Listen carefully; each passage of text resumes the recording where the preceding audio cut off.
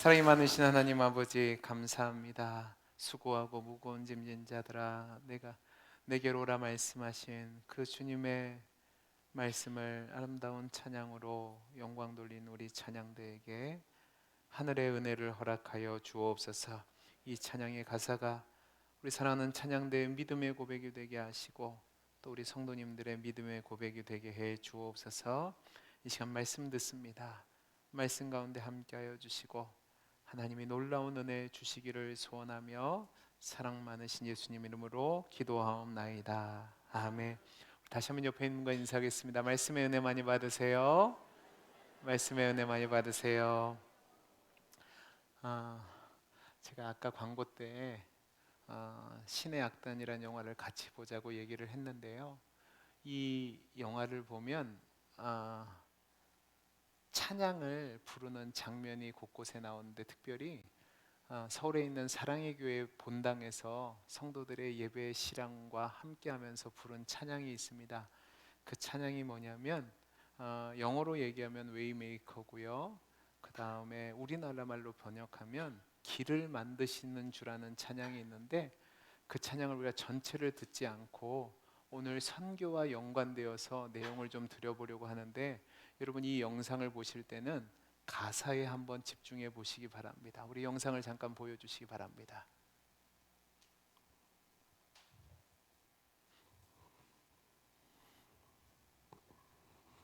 주여기 함께 하시네.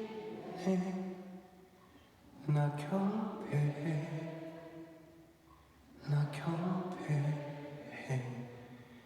이곳에 새 일행 안에 주 경배해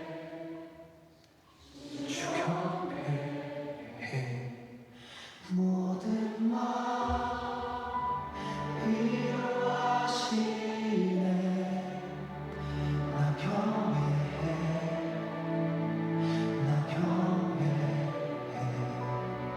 상한 자 치유하시네.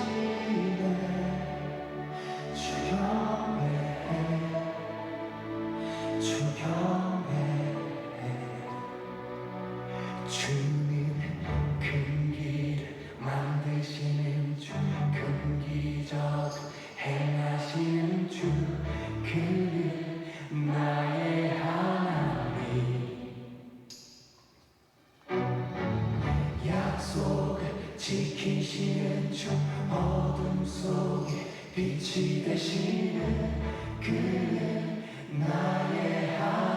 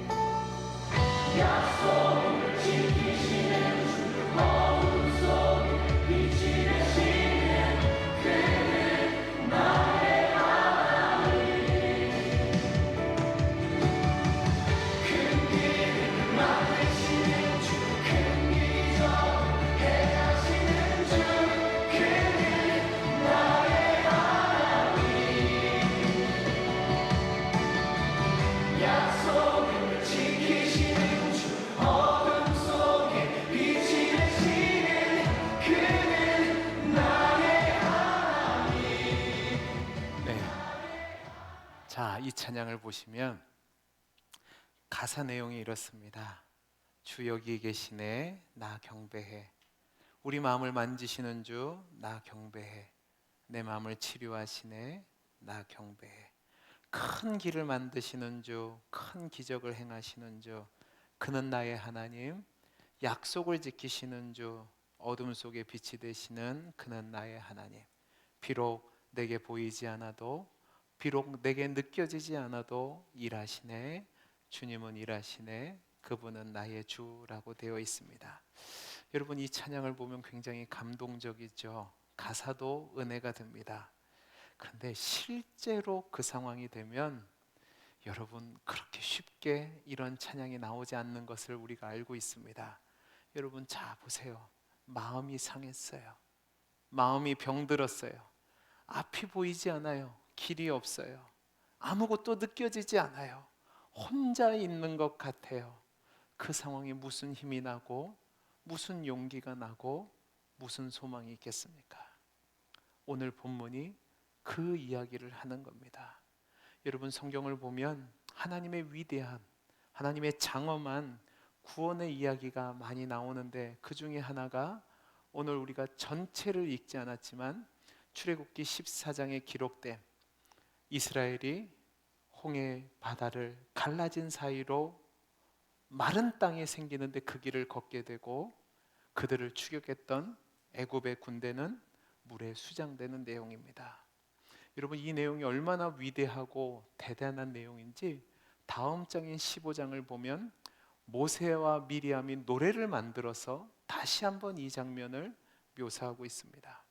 그런데요, 그것은 결과론적인 이야기고, 홍해가 갈라지기 전에 이스라엘 백성들이 느꼈을 암담함과 절망감은 여러분 아마 극에 달했을 겁니다.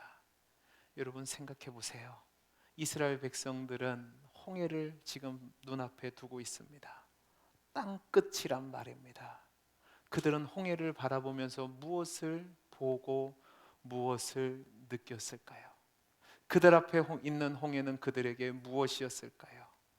여러분, 우리가 잘 아는 대로 이스라엘 백성들은 430년간 종살이 하다가 애굽에서 하나님의 은혜로 출애굽했습니다. 분명히 그들이 출애굽할 때는 소망과 희망과 기쁨과 감사 가운데 찬양을 부르면서 애굽에서 나왔을 겁니다. 그러나 지금 이 순간은 아주 절박한 상황입니다. 뒤로는 당대 최강의 애굽 군대들이 군마와 창검으로 완전 무장을 하고 병거를 타고 쫓아오고 있습니다. 반면에 이스라엘 백성들은 아무것도 가지지 않은 채 도망치듯이 나왔는데 지금 바로 앞에 있는 것은 땅끝 홍해인 겁니다. 여러분, 이 상황을 보고 이스라엘 백성은 무슨 생각을 했을까요? 우리가 읽지 않았지만 출애굽기 14장 10절에서 12절 말씀을 보면 이스라엘 백성들의 모습이 나와 있는데 이렇게 되어 있습니다. 바로가 가까이 올 때에 이스라엘 자손이 눈을 들어본즉 애국 사람들이 자기들 뒤를 따르는지라. 이스라엘 자손이 심히 모여 두려워하고 여호와께 부르짖고 그들이 또 모세에게 이르되 애굽에 매장지가 없어서 당신이 우리를 이끌어내어 이 광야에서 죽게 하느냐? 어찌하여 당신이 우리를 애굽에서 이끌어내어 우리에게 이같이 하느냐? 우리가 애굽에서 당신에게 이른 맛이 이것이 아니냐? 이르기를 우리를 내버려 두라. 우리가 애굽 사람을 섬길 것이라 하지 않았느냐? 애굽 사람을 섬기는 것이 광야에서 죽는 것보다 낫겠노라 라고 되어 있습니다. 여러분, 이스라엘 백성들의 절망감이 느껴지십니까? 이스라엘 진영 바로 뒤로는 애굽 왕 바로가 금방이라도 덮칠 태세로 달려오고 있습니다.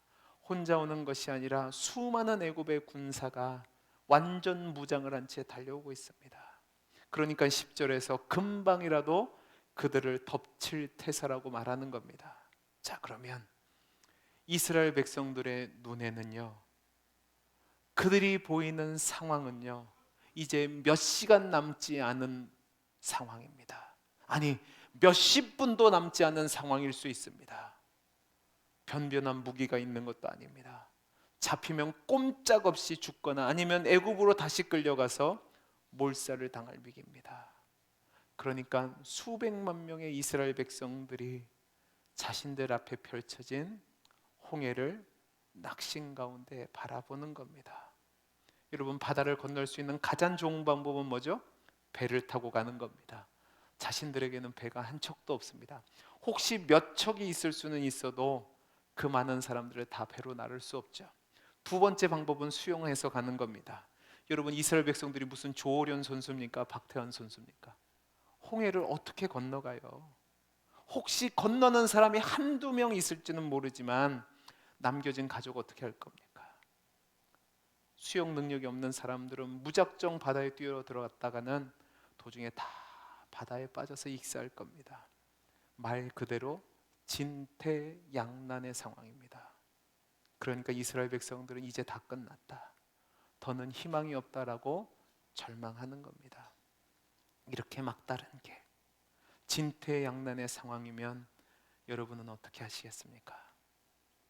우리가 앞에서 봤던 웨이메이커, 길을 만드시는 줄 아는 찬양하기 이전의 상황, 앞이 보이지 않고 병들어 있고 답이 보이지 않는 상황, 죽음의 위험 때문에 좌절하고 있고 앞이 보이지 않는 깜깜한 상황에서 여러분은 어떤 행동을 보이시겠습니까? 이런 끝이 오면 사람들은 둘 중에 하나의 생각을 하게 됩니다. 하나는 묻이 끝나고 드디어 바다가 시작되는구나 라고 생각하는 사람이 있고, 또 다른 사람들은 이제 끝났구나, 이제 땅이 끝났으니 이제 도리어 답이 없다, 이제 절망이구나 라고 생각할 수 있습니다. 이스라엘 백성들은 아마 후자의 생각을 했던 것처럼 보입니다. 이제 끝이구나, 더 이상 도망갈 곳은 없구나. 이들 생각에는요, 바다만 가로막지 않았어도 혹시 뒤에 있는 사람들은 잡혀 있을 수 있지만 뿔뿔이 흩어져서 동굴 위에 숨거나 산속에 숨어서 후일을 도모할 수 있을 거라고 생각을 했던 사람도 있을 수 있습니다. 다는 못 살아도 어느 정도만 살아남아도 다시 출애굽 여정을 시작해서 가나안 땅에 들어갈 수 있을 거라고 생각했는데, 지금은 홍해가 앞에 있어서 이제 도망갈 수 없는 도간에 든 쥐 신세라고 한탄했을 수 있습니다. 근데 여러분, 우리가 주목해야 될 것은 이것이 끝이 아니라는 사실입니다. 여러분, 이스라엘 백성들이 홍해에 왔는데 여기까지 인도하신 분이 하나님이십니다. 그 하나님이 어떤 하나님입니까? 모든 만물을 창조하시고 그들을 출애굽시키셔서 여기까지 인도하신 하나님입니다. 그 하나님이 그들과 함께 있기 때문에 그들에게 희망이 있는 겁니다. 여러분, 성경을 보면 이스라엘 백성이 지금 홍해 앞에 왔는데 여기까지 온 것은 하나님의 인도하심 때문이라고 말을 합니다. 출애굽기 13장 20절에서 22절입니다. 그들이 숫곳을 떠나서 광야 끝 에담의 장막을 치니 여호와께서 그들 앞에서 가심해 낮에는 구름 기둥으로 그들의 길을 인도하시고 밤에는 불 기둥을 그들에게 비추사 낮이나 밤이나 진행하게 하시니 낮에는 구름 기둥 밤에는 불 기둥이 백성 앞에서 떠나지 아니하니라. 여러분, 뭐라고 되어 있습니까? 하나님이 그들 앞에 가시면서 낮에는 구름 기둥 밤에는 불 기둥으로 백성들과 떠나지 않고 함께 하시며 인도하셨다고 말합니다. 그러니까 하나님이 인도하셨는데 그 결과가 지금 홍해 바다 앞 땅 끝 막다른 골목에 이른 겁니다.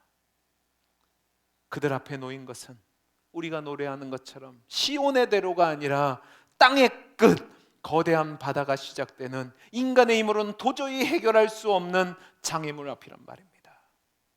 여러분, 여기 계신 분들 중에서도 신앙생활 하면서 정말 하나님의 인도하심을 따라 충성되게 신실하게 신앙생활 했는데 막다른 골목에 선 것 같은 상황을 경험하신 분들이 계실 겁니다. 제가 사역했던 교회에서 만났던 집사님 중에 한 분은 제조업 공장을 하셨습니다. 평소에 늘 겸손하고 베풀기를 좋아하는 분이셨습니다. 구제와 선교에 힘을 썼고 늘 나누는 삶을 살았습니다. 하나님과 동행하는 삶을 살기 위해서 몸부림치며 애쓰셨던 분입니다. 그런데 여러분, IMF 때 경제 위기가 왔을 때 수십 년 동안 운행했던 공장이 부도가 났습니다. 문을 닫게 되고 수십억 원의 부채를 껴안게 됐습니다. 신변의 위협 때문에 도망다니는 인생을 살게 됐습니다. 그리고 그 상황 속에서 건강은 급격하게 나빠졌습니다. 또 어떤 분은 제가 일산에서 사역할 때 만났던 집사님인데 정말로 어려움 중에 고난 중에 하나님 붙잡고 오신 분입니다. 그분이 마지막 힘을 내어서 주변 사람들에게 도움을 받아서 용산에서 전자상가를 하신 상가 안에서 일을 하시는데 컴퓨터 부품 납품을 하시는데 창고에다가 모든 물건을 싸다 놓고 이제 열심히 수고해서 돈을 벌려고 좀 했습니다. 근데 여러분, 그 가게 건물에 수도관이 터진 겁니다. 허리까지 차면서 모든 기기가 물에 잠겼습니다. 여러분 생각해 보세요. 전자기기가 물에 잠겼으면 어떻게 되겠습니까? 근데 그게 한 번이 아니라 두 번이나 그런 겁니다. 3개월 사이에요. 앞이 보이지 않는 상황과 직면하게 된 겁니다. 여러분들도 이런 경험이 있지 않으신가요? 주님의 인도하심을 따라 하나님도 잘 섬기고 교회 일도 열심히 하고 최선을 다해서 살았는데 그 길을 따라와 봤는데 대로가 열린 것이 아니라 여기로도 갈 수 없고 저기로도 갈 수 없는 끝자리에 있는 것과 같은 상황에 있고 계신 분은 안 계십니까? 인간의 계산으로는 도저히 답이 나오지 않는 상황, 해결 방법이 없는 상황, 그래서 한숨밖에 나오지 않는 상황이 여러분의 삶의 자리는 아니십니까? 이스라엘 백성들이 홍해 앞에 있는 것처럼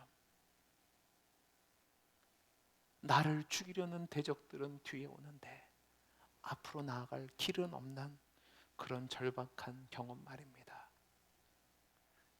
참으로 절망적인 상황일 수 있는데 여러분 기억하셔야 될 것은 그것이 끝이 아니라는 사실입니다.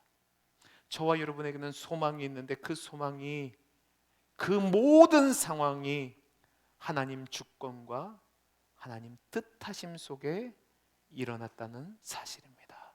여러분, 우리가 방금 읽었던 것처럼 하나님께서 구름기둥으로 불기둥으로 앞서가시며 인도하신 자리가 바로 그 자리란 사실에 위로함을 받으시기 바랍니다. 왜? 우리의 눈으로 보기에는 절망의 끝이지만 그 자리는 하나님의 의도와 계획이 있는 자리이기 때문에 그렇습니다. 아무도 아멘을 안 하시면 어쩌자는 겁니까? 왜 답이 안 나오냐면 내 생각으로는 안 끝날 것 같아서 그렇습니다. 근데요, 여러분 성경을 보면 하나님이 이러한 막다른 골목으로 이스라엘을 인도하신 데는 두 가지 목적이 있다고 얘기하고 있습니다. 우리 17절 18절 말씀을 같이 한번 읽어보죠. 같이 읽어보겠습니다. 시작. 내가 애굽 사람들의 마음을 완악하게 할 것인즉 그들이 그 뒤를 따라 들어갈 것이라. 내가 바로와 그의 모든 군대와 그의 병거와 마병으로 말미암아 영광을 얻으리니 내가 바로와 그의 병거와 마병으로 말미암아 영광을 얻을 때에야 애굽 사람들이 나를 여호와인 줄 알리라 하시더니, 여러분 첫 번째 목적은 하나님의 영광이 드러나기 위해서이고 두 번째 목적은 애굽 사람들로 하여금 하나님이 여호와이신 줄 알게 하기 위한 목적으로 그렇게 하셨답니다. 여러분 이 절박한 상황에서 이 두 목적을 이루기 위해서 출애굽기 14장을 보면 하나님께서 이스라엘의 지도자였던 모세에게 아주 정교하게 지시를 직접 하는 것을 우리가 확인할 수 있습니다. 여러분 1절에서 4절 말씀을 우리 같이 한번 읽어보죠. 시작.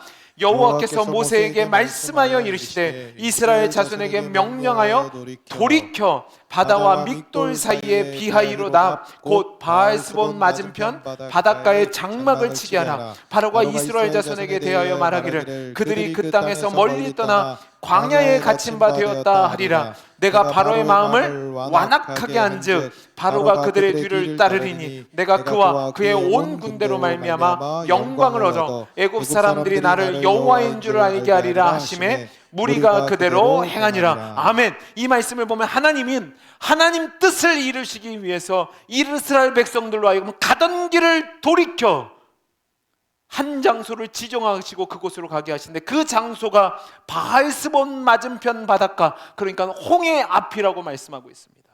그러니까 하나님이 이스라엘 백성들을 가는 길을 돌이켜서 구름기둥으로 불기둥으로 인도하셔서 그곳에 인도하신 곳은 하나님의 전술과 전략이었단 말입니다.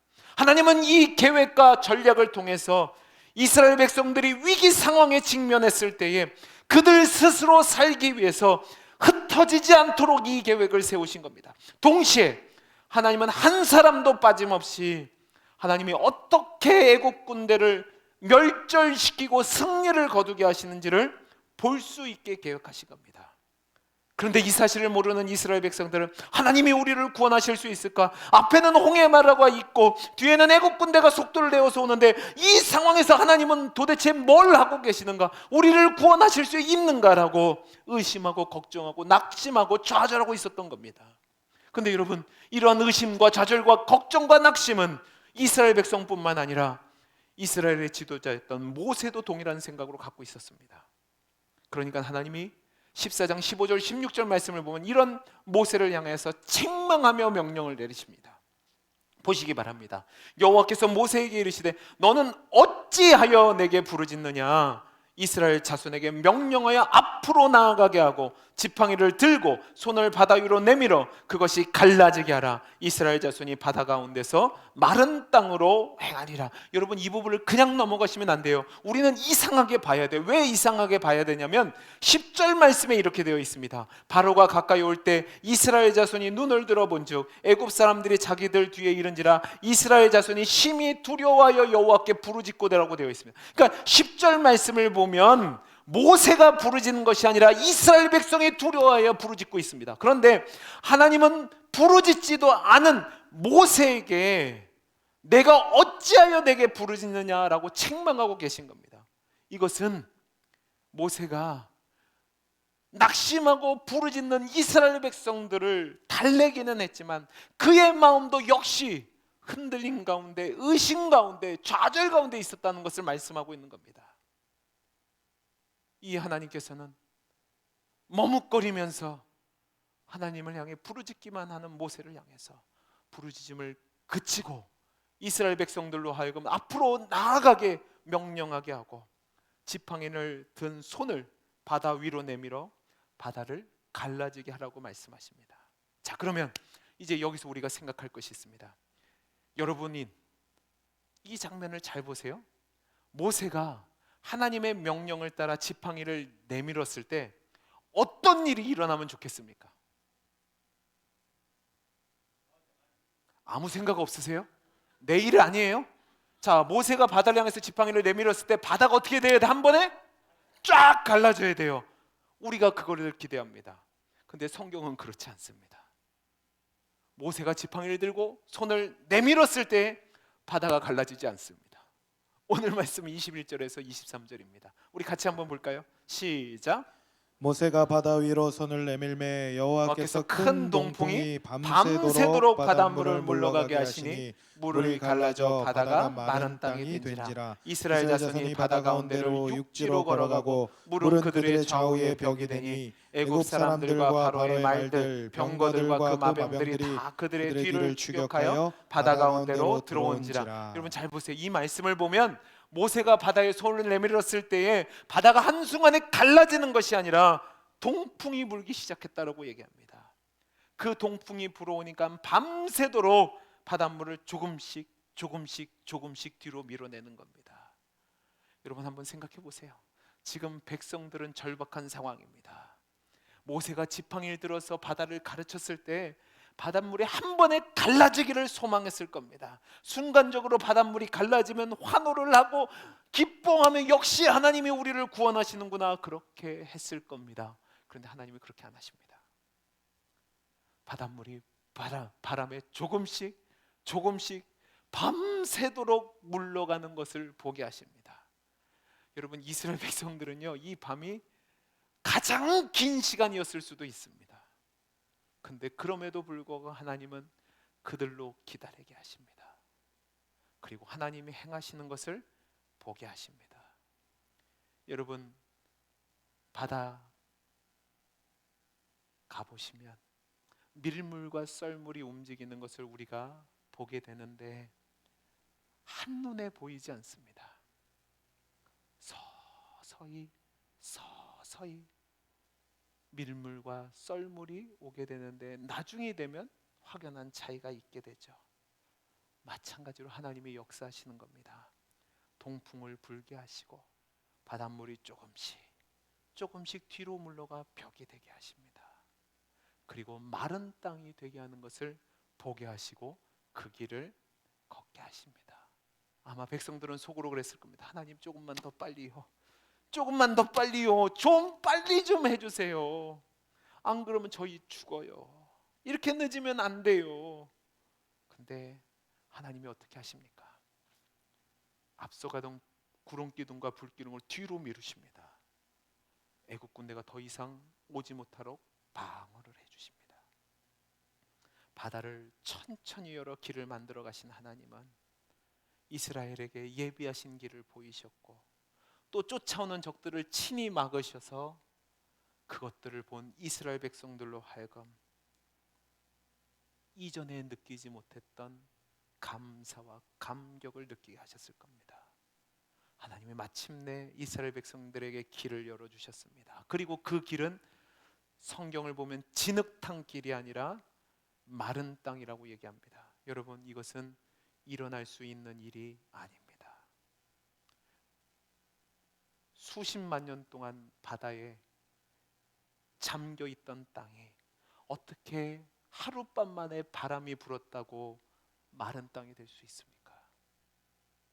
그렇게 됐던 유일한 이유는 하나님이 이스라엘 백성들에게 마른 땅으로 지나가게 하실 거라고 약속하셨고 그 약속을 이루셨기 때문에 그렇습니다.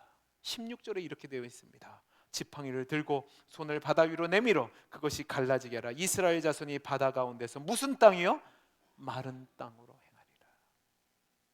여러분, 이것이 가능하게 된 이유가 뭡니까? 바로 이스라엘을 구원하신 하나님이 천지를 만드신 하나님이시기 때문에 그렇습니다. 여러분, 천지를 만들 때 하나님이 어떻게 하셨습니까?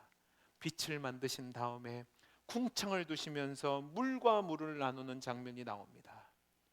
이것이 물의 경계, 궁창 위의 물과 궁창의 아래 물로 나누게 되었고요. 또 땅의 물과 땅 아래의 물로 나누게 되었고요. 바다와 강을 나누셔서 인간이 살 수 있는 공간을 만드셨습니다. 그 하나님이 이스라엘 백성과 함께 하셨기 때문에 그토록 오랫동안 바닷물에 잠겨 있던 땅이 하루 만에 길이 나고 마른 땅이 될 수 있었던 겁니다. 그리고 물을 나누어 경계를 세우신 하나님이 바닷물을 벽으로 서게 명령하셨기 때문에 그 물이 경계를 따라 벽이 되고 이스라엘 백성은 그 가운데를 건널 수 있게 된 겁니다. 이것이 이스라엘 백성이 출애굽한 뒤에 처음 경험한 기적입니다. 하나님은 왜 굳이 이스라엘 백성들을 이 홍해 끝으로 몰고 가셔서 이 기적을 경험하게 하신 걸까요? 좋은 길, 빠른 길, 대로를 놔두고 굳이 홍해까지 일부러 끌고 가시고 그 바다 끝에서 이 놀라운 기적을 베푸신 이유는 무엇일까요? 바로 이스라엘 백성들에게 포기하지 않는 믿음을 주시기 위해서 그런 겁니다. 그들로 하여금 그들이 믿는 하나님이 어떤 하나님이신지를 확인하고 그 하나님에 대한 확신을 갖고 살아갈 수 있도록 하신 거란 말입니다. 여러분, 하나님이 원하시는 것은요, 땅의 끝, 그러니까 바다를 앞에 두고서도 거기에 좌절하고 낙심하는 것이 아니라 하나님을 보며 하나님과 함께 마른 땅을 볼 수 있는 믿음을 주시기를 원하시는 겁니다. 바다를 앞에 두고 끝이다, 이제 망했다 말하지 않고 천지를 창조하신 하나님이 나와 함께 하시니 바다가 열릴 것이고 길이 우리에게 열릴 것이라는 믿음, 그 믿음을 가지고 끝까지 포기하지 않고 인내하며 신뢰하며 순례의 길을 가도록 하나님이 그 일을 행하시는 겁니다. 여러분, 신앙이 뭔 줄 아세요? 신앙은 하나님 안에 살아가는 겁니다. 하나님 안에 살아간다는 것은 길을 만드시는 하나님을 신뢰하며 살아가는 겁니다. 절망할 수밖에 없는 그 상황 속에서도 하나님을 바라보며 절망하지 않고, 모든 것이 끝난 것 같은 상황 속에서도 전능하신 하나님을 바라보며 소망 중에 인내하며 믿음으로 포기하지 않고 한 걸음 내딛는 것, 그것이 신앙이고 믿음인 겁니다. 사랑하는 성도 여러분, 여러분 앞에 어떤 홍해가 있습니까? 예수님이 보여주신 그 모습을 기억하시기 바랍니다. 예수님은 한결같이 잘못되고 연약하고 약하여 절망 끝에 있던 사람들을 만나셨습니다. 근데 그들에게 절망을 보이신 것이 아니라 그 안에서 희망을 보게 하셨습니다. 그들을 고치시고 회복시키시고 변화시키고 살리셨습니다. 또 주님은 우리가 죽음 때문에 절망하는 것을 허용할 수 없으셔서 우리가 죽음이라는 바다를 건너갈 수 있도록 하시기 위해서, 그곳에 길을 내시기 위해서 친히 십자가를 지셨고 죽음을 정복하셨고 부활하셨습니다. 사랑하는 성도 여러분, 저와 여러분이 믿는 하나님은 길을 만드시는 분입니다. 아멘이십니까? 여러분 앞에 어떤 홍해가 있습니까? 열심히 수고했는데 모든 것이 허사로 간 분이 계십니까? 인간관계 가운데, 가정 가운데 이제 정말 끝이구나 하는 절망의 상황 앞에 계신 분들이 계십니까? 자녀의 문제 때문에, 배우자의 문제 때문에 이제 포기해야 되나 라고 절망 끝에 계신 분이 계십니까?